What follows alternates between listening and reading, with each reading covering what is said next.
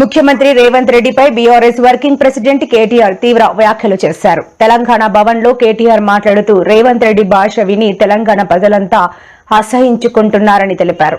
ఒక రోజు కాదు, 2 రోజులు కాదు, అధికారంలోకి వచ్చిన 2.5 ఏళ్లుగా కేసీఆర్ ను తిడుతూనే ఉన్నారని అన్నారు. పరిపాలన పక్కన పెట్టి కేసీఆర్ పై విమర్శలు చేయడమే పనిగా పెట్టుకున్నారని మండిపడ్డారు. తెలంగాణ తెచ్చిన నాయకుడిని, నా తండ్రిని నువ్వు తిడుతుంటే ఒక కొడుకుగా నాకు ఆవేశం రాదా అని ప్రశ్నించారు. రేవంత్ రెడ్డి అసభ్యకర భాష చూస్తుంటే ఒక్కోసారి ఎడమకాలి చెప్పుతో కొట్టాలనిపిస్తుందని ఘాటు వ్యాఖ్యలు చేశారు.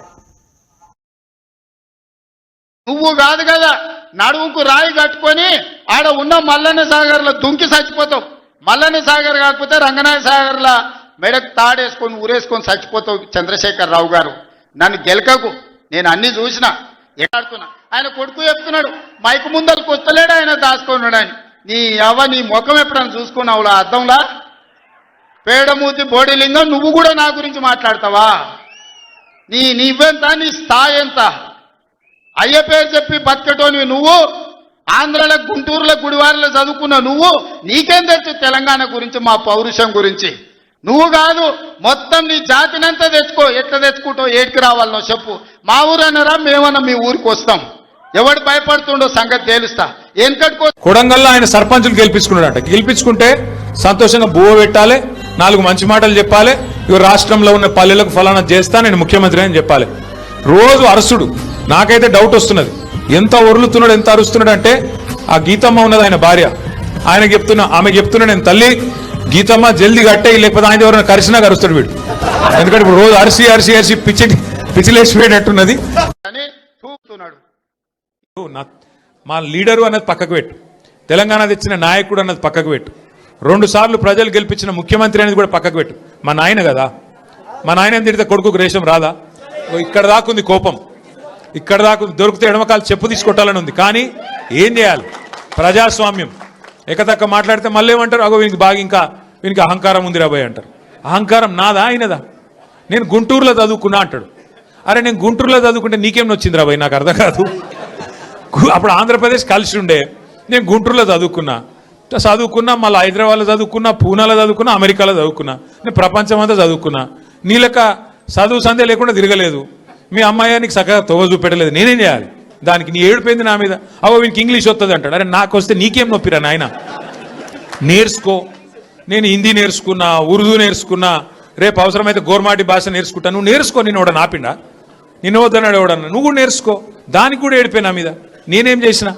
ఇంకొక అంటే నాకు ఎక్కడ గమ్మత్ అనిపిస్తుంది అంటే, నేను ఆంధ్రాకి పోయి ఇంటర్మీడియట్ చదువుకుంటే తప్పట, కానీ ఆయన ఆంధ్రాకి వెళ్ళి అల్లుడిని మాత్రం తెచ్చుకోవచ్చట. ఈ అమ్మ ఇది ఎక్కడ కథరా పోయి. అందుకే ఇక ఆయన పేరు ఏం పెట్టినట్టుగా నేను ఇట్లా లాభం లేదని చెప్పి మనోని పేరుగా అల్లుడు భీమవరం కదా, అందుకే ఈయన చిట్టినాయుడు పేరు కూడా భీమవరం బుల్లోడు అని పెడితే అయిపోతుంది. ఓకే వెలుగు భీమవరం బుల్లోడు మనకు నీతులు చెప్తున్నాడు. అరే ఆంధ్ర అంటే మరి ఆంధ్ర వల్ల ఓట్లు కావాలి, ఆంధ్ర వల్ల చుట్టూ తిరగాలి, కానీ మళ్ళీ ఆంధ్రాన్ని మాత్రం నేను పోయి చదువుకుంటే నీకు నచ్చినది. నీకేం బాధ అవుతుంది నాకు అర్థం.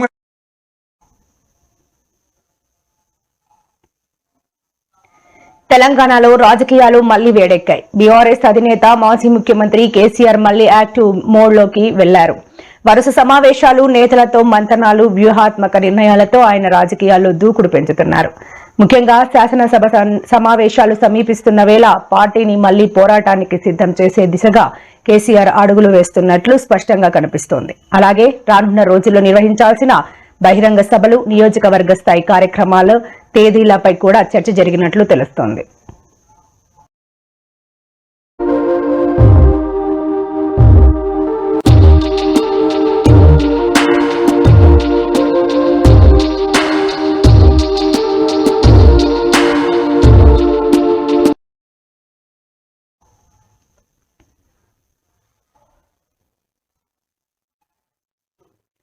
తెలంగాణలో అభివృద్ధి పూర్తిగా పక్కదారి పట్టిందని, అధికార ప్రతిపక్ష పార్టీలు కేవలం బూతులు తిట్టుకోవడానికే పరిమితమయ్యాయని కేంద్ర సహాయ మంత్రి బండి సంజయ్ తీవ్రంగా విమర్శించారు. రాష్ట్రంలో అభివృద్ధి, జవాబుదారీతనం అనేవే లేకుండా పోయాయని, కేవలం వ్యక్తిగత దూషణలు తప్ప మరేమీ లేవని ఆయన ఆరోపించారు. ఈ సందర్భంగా బండి సంజయ్ మాట్లాడుతూ ముఖ్యమంత్రి రేవంత్ రెడ్డి, మాజీ సీఎం కేసీఆర్ ప్రజా సమస్యలను గాలికొదిలేసి అసభ్య పదజాలంతో పరస్పరం దూషించుకుంటున్నారన్నారు.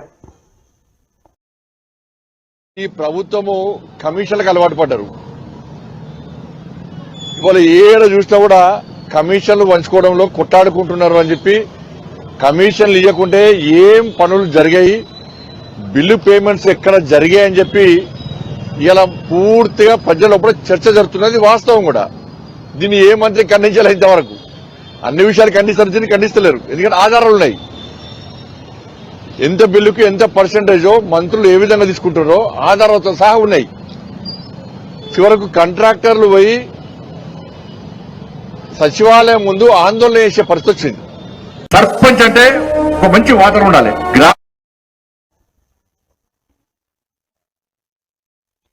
బీఆర్ఎస్ వర్కింగ్ ప్రెసిడెంట్ కేటీఆర్ విమర్శలపై భువనగిరి ఎంపీ చామల కిరణ్ రెడ్డి ఘాటుగా స్పందించారు. కేటీఆర్ బుద్ధి జ్ఞానం లేకుండా మాట్లాడుతున్నారని విమర్శించారు. సీఎం రేవంత్ రెడ్డిపై కేటీఆర్ చేసిన వ్యాఖ్యలకు ఎంపీ చామల కిరణ్ కుమార్ రెడ్డి శుక్రవారం హైదరాబాద్ లో కౌంటర్ ఇచ్చారు. ఈ మేరకు ఆయన ఒక వీడియో విడుదల చేశారు.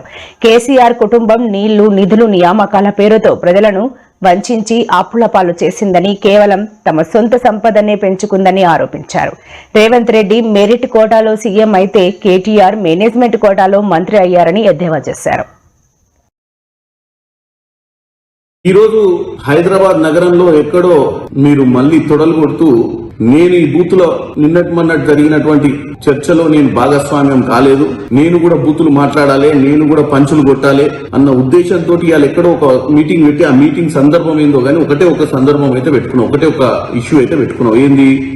ఈ ప్రజాపాలన ప్రభుత్వాన్ని ఎండగట్టాలి, లేనిపోని అని చెప్పాలి, ముఖ్యమంత్రి రేవంత్ రెడ్డి గారి మీద విరుచుకపడాలి, ఆయన మీద ఇష్టానుసారంగా మాట్లాడాలన్నట్టుగానే ఇలా మాట్లాడినావు గాని నువ్వు చెప్పిన 3 అంశాలు, ఒకటి కట్టే, కొట్టే, తెచ్చే, ఇది మీ కుటుంబానికే వర్తిస్తుంది. ఎందుకంటే కట్టే, నీళ్లు, నిధులు, నియామకాల నినాదంతో తెలంగాణలో ఉద్యోగాలు, నీళ్లు, నిధులు అని చెప్పి మీ నాయన ఉద్యమకారుని అవతారం ఎత్తి పిట్టకథలు కట్టి రాష్ట్రంలో ముఖ్యమంత్రి అధికారాన్ని కొట్టి రాష్ట్రంలో ఉన్నటువంటి మిగులు రాష్ట్రాన్ని అప్పుల రాష్ట్ర దిశగా తోసి మీ ఇంటికి తీసుకుపోయా అంటే తెచ్చే. ఏంటిది? కోట్ల రూపాయలు దండుకొని నువ్వు, మీ బావ, మీ కుటుంబ సభ్యులు ఈ రోజు ఆర్థికంగా ఏ పొజిషన్ లో ఇలా రాష్ట్ర ప్రజలంతా చూసారు. గతంలో అమెరికా నుంచి వచ్చినప్పుడు ఏముంటివి, ఇప్పుడు ఏమున్నావు. సో ఈ కట్టే, కొట్టే, తెచ్చే మనకే వర్తిస్తుంది. ఇక నువ్వు రాష్ట్ర ప్రభుత్వం గురించి కూల్చివేతలు, పేల్చివేతలు, ఎగవేతలు అంటున్నావు. కూల్చివేతలు ఏంటి? ఇవాళ రాష్ట్రం, ఇవాళ నువ్వు మాట్లాడేది హైదరాబాద్ నగరంలో. హైదరాబాద్ నగరంలో ఉన్నటువంటి చాలా మంది కాలనీలో ఉన్న ప్రజలు ఈ రోజు సంతోషం హైడ్రా మీద వ్యక్తం చేస్తున్నారు. ఎందుకంటే మీ హయాంలో నాలాల మీద ఇల్లులు కట్టి ప్రతి వానకాలం వచ్చినప్పుడు ఆ చుట్టుపక్కల ఉన్నటువంటి ప్రాంతాలన్నీ మునిగి వాళ్ళ ఆస్తు నష్టం జరుగుతుంది. ఇవాళ హైడ్రా వచ్చినాక ఈ నాలాల మీద ఉన్న ఇల్లులు, కాలనీలను కబ్జా చేసి, పార్కులను కబ్జా చేసి నీ హయాంలో నీకున్నటువంటి దండుపాల్యం సైన్యం దోచుకున్న పరిస్థితిని ఈ రోజు హైడ్రా కూల్చివేస్తుంది. ఎవరి కోసం? ప్రజల కోసం. సో ఇది కూల్చివేతల గురించి నువ్వు చెప్పేది. ఇదే హైదరాబాద్ ప్రజలకు కూల్చివేతలు అంటే ఇదే కదా నువ్వు చెప్పింది. హైడ్రా చేసే కూల్చివేతల గురించి కదా. ఇక పేల్చివేతలు అంటే ఇక్కడ పేల్చిదే. నీ హయాంలో 2023లో మేడిగడ్డ కుంగింది, పేలలే. పేలితే పేలుతుంది. కుంగడం అంటే కింద భూమిలో పునాదులు బాలైనప్పుడు కుంగుతాయి. కుంగిన దానికి కూడా నువ్వు వీలైనంత వరకు ఎలక్షన్ల టైంలో నీ భాగవతం బయటపడ్డది పైన భగవంతుడే చూసి సమయానికి ప్రజలు మళ్ళేమన్నా తప్పిదంగా మీ దరిద్ర పాలనకు ఓటేస్తారేమోనని స్వయాన దేవుడే ఆ రోజు వాస్తవ పరిస్థితిని చూపించే విధంగా అది కుంగింది. ఎందుకంటే అది ఆ 1-2-3 నెలలు కుంగకపోతే మీరు గొప్పగా చెప్పుకొని కాళేశ్వరం గురించి మళ్ళీ అధికారంలోకి వచ్చి దండుకుందామన్న ఆలోచన మీది.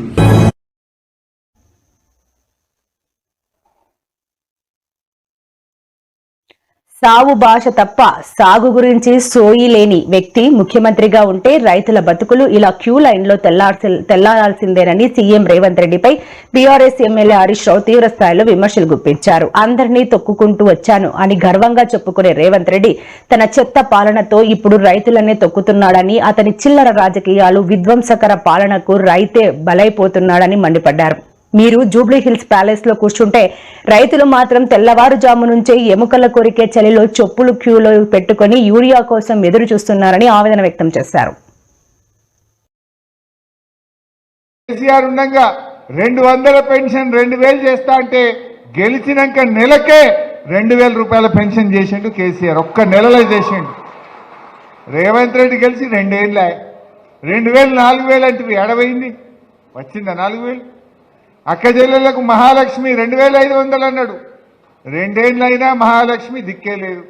మహాలక్ష్మి రాదు, 4000 పింఛన్ రాదు. అన్ని మోసం. 2 లక్షల ఉద్యోగాలని పిల్లల్ని మోసం చేసిండ్రు. ఇక పైకేమో అంత అర్థమైపోయింది ఆయనకు. అంతా ఇప్పుడు ఏంటంటే డబ్బా ప్రచారం. రైజింగ్ సీఎం అంటుండు. ఈయన రైజింగ్ సీఎం కాదు, ఫ్లయింగ్ సీఎం. 61 సార్లు ఢిల్లీ పోయిండు. రైజింగ్ ఏం లేదు, అంతా ఫ్లయింగే. ఉత్త మాటలు. ఇలా ప్రజలు ఇంకా యూరియా కూడా సరఫరా చేయలేని చేతగాని దద్దమ్మ ప్రభుత్వం కదా. ఎరువు బస్తాలకు ఇబ్బంది అయిందా లేదా? మొన్న అయిందా లేదా? ఇప్పుడేందే మళ్ళీ యాప్ పెట్టిండట. యాప్ ఇవాళకెళ్ళి యాప్లో పెట్టు అంటే ఆ యాప్ వస్తుందా లేతలేదు.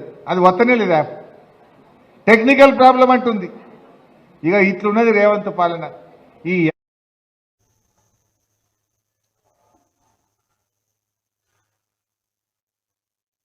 స్పైడర్ మ్యాన్, ఐరన్ మ్యాన్ వంటి కాల్పనిక పాత్రల కన్నా హనుమంతుడు, అర్జునుడు వంటి మన పురాణ పురుషులే గొప్పవారని పిల్లలకు చెప్పాల్సిన బాధ్యత మనపై ఉందని ముఖ్యమంత్రి చంద్రబాబు తెలిపారు. అవతార్ సినిమా కంటే మన మహాభారతం, రామాయణం చాలా గొప్పవని పిల్లలకు చెప్పాలని పిలుపునిచ్చారు. 2047 నాటికి భారతదేశం ప్రపంచంలోనే నంబర్ 1 స్థానంలో నిలుస్తుందని, సూపర్ పవర్ గా అవతరించడం ఖాయమని ఆయన ధీమా వ్యక్తం చేశారు. తిరుపతిలో శుక్రవారం జరిగిన భారతీయ విజ్ఞాన సమ్మేళన ప్రారంభ సదస్సులో ముఖ్య అతిథిగా పాల్గొని ప్రసంగించారు. నేను కేంద్రాన్ని మనస్ఫూర్తిగా అభినందిస్తున్నా. అమరావతి, పోలవరం, విశాఖ స్టీలు, హైవేలు, పరిశ్రమలు, ప్రతి విషయంలో కూడా నరేంద్ర మోడీ గారు పూర్తిగా సహకరిస్తున్నారు. కేంద్ర ప్రభుత్వం పూర్తిగా సహకరిస్తా ఉంది. మొన్నటి వరకు రాష్ట్రాన్ని మీరు చూస్తే వెంటిలేటర్ పైన ఉంది. ఇప్పుడు రాష్ట్రాన్ని మీరు చూస్తే తిరిగి కోలుకొని నిలదొక్కుని ముందుకు పోయే పరిస్థితికి వచ్చాం. ఈరోజు ఒక స్ఫూర్తి అంటే మనం గుర్తుపెట్టుకోవాలి. యువతకు మనం చెప్పాల్సింది ఏదో స్పైడర్ మ్యాన్, బ్యాట్ మ్యాన్ ఇవి కాకుండా మన పురాణాల గురించి చెప్పాల్సిన అవసరం ఉంది. మన చరిత్ర, మన పురాణాల గురించి చెప్పాల్సిన అవసరం ఉంది. హాలీవుడ్ సూపర్ హీరోల కంటే మన పురాణంలో ఉండే పురుషులు గొప్పవాళ్ళని మన పిల్లలకు చెప్పాల్సిన బాధ్యత మన పైన ఉంది. సూపర్ మ్యాన్, స్పైడర్ మ్యాన్ కంటే మన హనుమంతుడు బలవంతుడని చెప్పాల్సిన బాధ్యత మన పైన ఉంది. బ్యాట్ మ్యాన్, ఐరన్ మ్యాన్ కంటే మన అర్జునుడు గొప్ప యోధుడని వివరించవలసిన బాధ్యత మన పైన ఉంది. మన కృష్ణుని మహిమల గురించి, మన శివుడి మహత్యం గురించి యువతకు చెప్పాలి. రాముడికి మించిన పురుషోత్తముడు లోకంలో లేడని రామరాజ్యాన్ని గురించి కూడా మనం చెప్పాల్సిన అవసరం ఉంది. అవతార్ సినిమా కంటే మన మహాభారత, రామాయణ గాథలు గొప్పవని మన పిల్లలకు మనం చెప్పాల్సిన బాధ్యత ఉంది.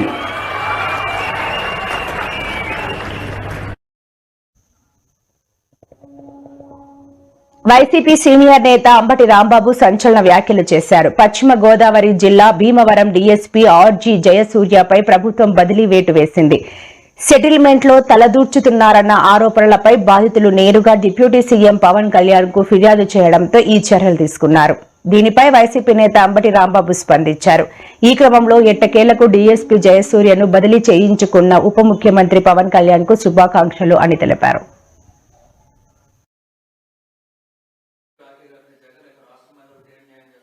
పవన్ కళ్యాణ్ కాదే, లోకేష్.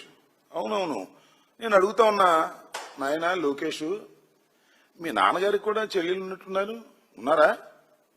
మర్చిపోయావా? మీ మేనత్తలు ఇప్పుడన్నా కట్టారా రాఖీలు? ఇప్పుడు కట్టిన సందర్భం ఉందా?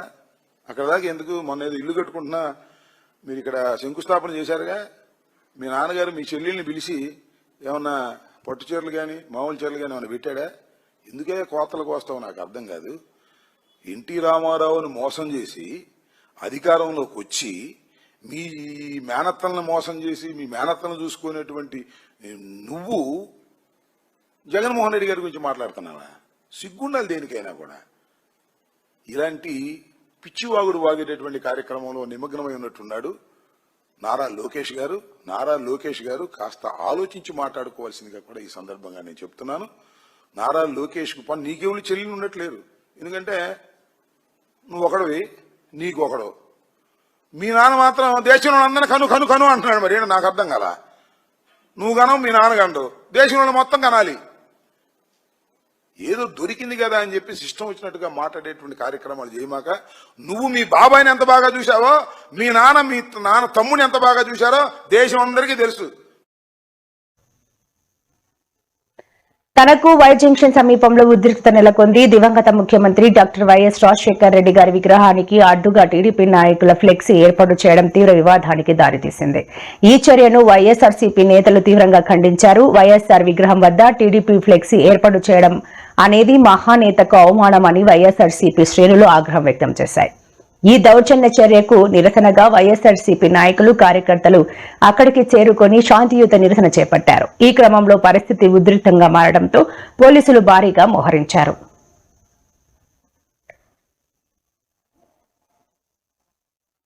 డ్రగ్స్, రౌడీయిజంపై కఠిన చర్యలు తీసుకుంటామని సీఎం చంద్రబాబు నాయుడు హెచ్చరించారు. తిరుపతిలో డీపీఓ కార్యాలయాన్ని ఆయన ప్రారంభించారు. ఈ సందర్భంగా చంద్రబాబు మాట్లాడుతూ తిరుపతిని నేరరహిత సిటీగా తీర్చిదిద్దుతామని హామీ ఇచ్చారు. తప్పు చేసిన వారి ఎవరినీ మినహాయింపు ఉండదన్నారు. రాజకీయ ముగుసుగులో చేసే నేరాలను ఉపేక్షించమని వార్నింగ్ ఇచ్చారు. వైకుంఠ ఏకాదశి అందరూ అప్రమత్తంగా ఉండాలని సీఎం చంద్రబాబు నాయుడు సూచించారు. వైఎస్ఆర్ కాంగ్రెస్ పార్టీ నేతలు అదే రౌడీయిజాన్ని కొనసాగించాలని చూస్తున్నాయని, అందరూ అప్రమత్తంగా ఉండాలని సీఎం చంద్రబాబు చెప్పారు. ఇటీవల నేను చూసినప్పుడు కొన్ని అయితే అతి నీచంగా, దారుణంగా బిహేవ్ చేయడం, సోషల్ మీడియాలో ఇంకా కూడా అసభ్యంగా పెట్టడం, క్యారెక్టర్ అసాసినేషన్ చేయడం. నేను ఒకే మాట చెప్పాను, ఎన్డీఏ పార్ట్నర్స్ ఎవరు కూడా పెట్టాం. నేను ఎవరన్నా ఎన్డీఏ పార్ట్నర్స్ కూడా నాకు అది ఆమోదయోగ్యం కాదు. ఏదైనా సరే సోషల్ మీడియాలో పెట్టడం, లేకుంటే రౌడీజం చేయడం, లేకుంటే హత్యలు చేయడం ఎవరిని నేను యాక్సెప్ట్ చేయను. అదే సమయంలో తప్పు చేసిన వాడు మాత్రం తప్పించుకోలేడు. ఈ విషయం కూడా వీళ్ళు గుర్తుపెట్టుకోవాల్సిన అవసరం ఉంది. అదే మరి general law and order maintain చేయడం పెద్ద కష్టం కాదు. మనకు మెర్సిలెస్ గా ఉంటాం. రాజకీయ ముసుగులో ఉండి నేరాలు చేస్తే మాత్రం అది ఎట్టి పరిస్థితుల్లో యాక్సెప్ట్ చేయమని చెప్పి కూడా నేను మీకు తెలియజేస్తున్నా. ఈ విషయంలో పోలీసు వ్యవస్థ గట్టిగా ఉండాలి. పక్కన మీరు చూస్తే రౌడీయిజం నేను ఒక మాట చెప్పాను, ఎవరైనా సరే రౌడీగా ఉండాలనుకుంటే మాత్రం ఈ రాష్ట్రంలో మీకు ప్లేస్ లేదు. అవసరమైతే రాష్ట్ర బహిష్కరణ చేశాం, కొంతమందిని గట్టిగా కఠినంగా యాక్ట్ చేశాం. దాంతో రౌడీలైన వాళ్ళు కూడా ఎక్కడా లేకుండా పోయే పరిస్థితులు. ఒకప్పుడైతే గల్లీకి ఒక రౌడీ, వీధికి ఒక రౌడీ కూడా తయారై పెద్ద ఎత్తున సెటిల్మెంట్ వీళ్లే, భూ కబ్జాలు వీళ్లే, ఊర్లో పెత్తనం వీళ్లే, వీళ్ళు ఇష్ట ప్రకారం చేస్తారు, అన్ని కంట్రోల్ చేశాం.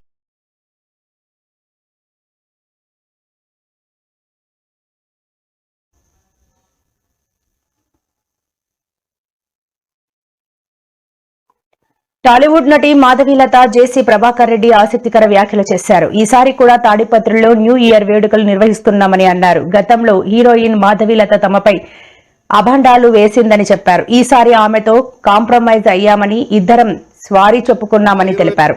ఈసారి మాధవీలతనే చీఫ్ గెస్ట్ గా పిలిచామని చెప్పారు.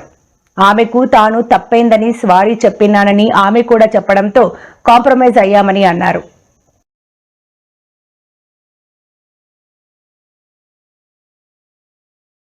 ఇరవై తేదీ బ్రహ్మాండం అంతా 5వ తరగతి నుంచి 10వ తరగతి వరకు పిల్లలకు పెద్దగా పెట్టినాం, ఎగ్జిబిషన్ అన్ని పెట్టినాం. 30వ తేదీ డిగ్రీ పిల్లలకు 10th డిగ్రీ వాళ్ళకు పెట్టినాం. 31వ తేదీ మా భార్యలకు, మా పిల్లలకు అంటే పెళ్ళైన వాళ్ళకు వాళ్ళకు సపరేట్గా పెట్టి ఆ రోజు మీరు రాకూడదు, 39 రాకూడదు, యు ఆర్ నాట్ అలౌడ్. మిగతా రోజుల్లో రావచ్చు. 2 రోజులు రండి బాగుండే. పోయినసారి మాకు ముందు దాని మీద అభండాలు వేసేంత ఆయమని చీఫ్ గెస్ట్గా పిలిచాలనుకుంటానా, మాధవీలతనే వచ్చేదటికి లేదు. పిలిచారా ఆల్రెడీ? మా ఫ్రెండే కదా, మళ్ళీ ఎప్పుడైనా కొట్లాడినా కాంప్రమైజ్ అవుతాం కదరా, అట్లా కాంప్రమైజ్ చేయను. నేను ఆయమను చెప్తే అపాలి చెప్తే అన్న తప్పేందన్న నా పాప చెప్పుకున్నాం, అంతా బాగున్నాం. మరి వస్తుంది లేదో నాకు తెలియదు. ఏది చేసినా బ్రహ్మాండంగా ఉంటుంది. ఈరోజు స్పోర్ట్స్ ఉన్నాయి.